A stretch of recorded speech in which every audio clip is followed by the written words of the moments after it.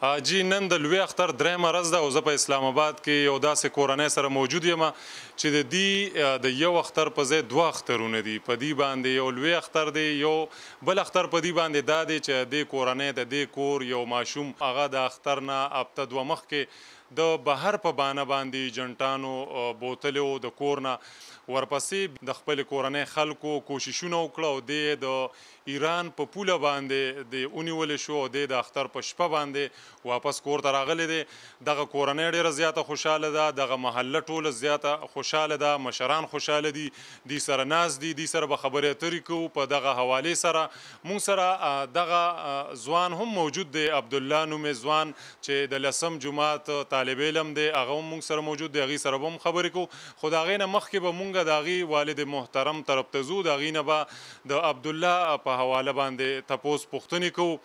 نو کله چې موږ ته د دې خبرې علم وشو چې یاره ګنټه دوه ګنټې دا لکه مخکې د کوره ووته او موږ ته 2 ګنټې پس پته ولګېدله، نو ما د خپلو ورونو سره د خپلو دوستانو سره چې کوم ځای کې زموږ رشته دار و د هغې سره رابطه وکړه.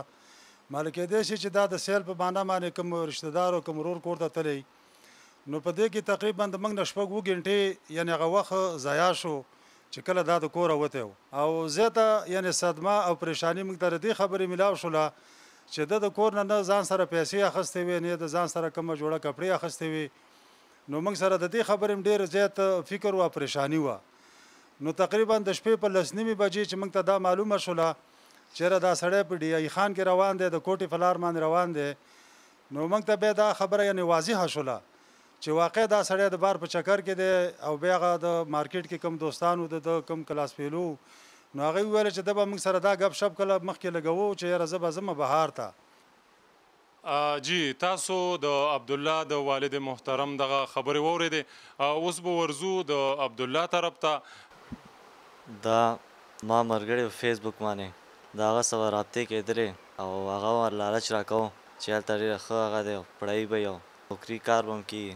کور نه چې کله وتو نو ټول نه پیله پیر بدایي اډې لاړو، هلته نه چې کوټې ګاډي هغه کړو، نو کوټې ګاډي کې کېناستلو، نو 17 ګنټې سفر و. نو هلته نه چې کله روان شولو، روانو سبا 11 بجې موږ چې کله ایران بارډر سره چې کله ورسېدلو، نو هغې جنټانو ته یو رنګ راغی، داسې راځي کې ته وایي چې تاسو په سمه لاره بوځو. نو هغې موږ یې بیل کړو، هغه نور کسانو باندې بارډر پار کړو. چې موږ کله را واپس کړو نو بیرته یې واپس هغې پنجګورې جنټانو ته یې راوستلو. نو هلته زموږ پلار ناست و، هغې بیرته به روانه شولو. نو هلته بیا موږ ډېر خوشحاله هم شولو چې ښه مو وکړل واپس وشولو. او دا ډېره غټه غلطي مو وکړه چې نن سبا دا غلطي نه کېږي.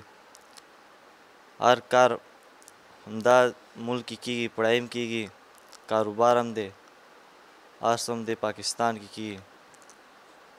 دا یو صدمه ده چې خلکو وایي چې بار دی بار دی، بار کې څه نشته. او اوس الحمدلله زه کور ته خیر او عیرت سره راورسېدلم.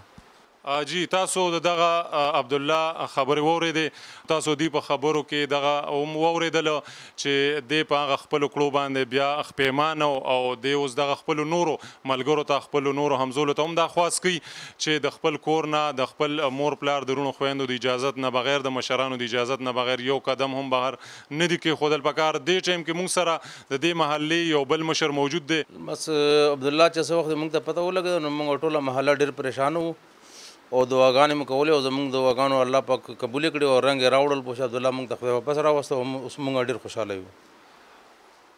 دغه اجي صاحب خبرې تاسو واورېدې، موږ سره د عبدالله یو کلاس پیلو د هغه یو همزولی هم موجود دی، د هغه نه به پوښتنه کوو. عبدالله زمونږ ملګری و، موږ به یو ځای کرکټ کو، یو ځای به سکول ته تلو. موږ ته چې بیا پته ولګېده چې دی داسې بې اجازته کور نه بهر لاړه، نو موږ زه هم ډېر خفه شوم، زموږ ټول ملګري ډېر خفه شو. موږ ته پکار دی چې داسې خبرې موږ خپل مور او پلار سره ډسکس کوو چې بیا د راتلو خبر راته وشو، نو ټول ملګري موږ ډېر خوشحاله وو.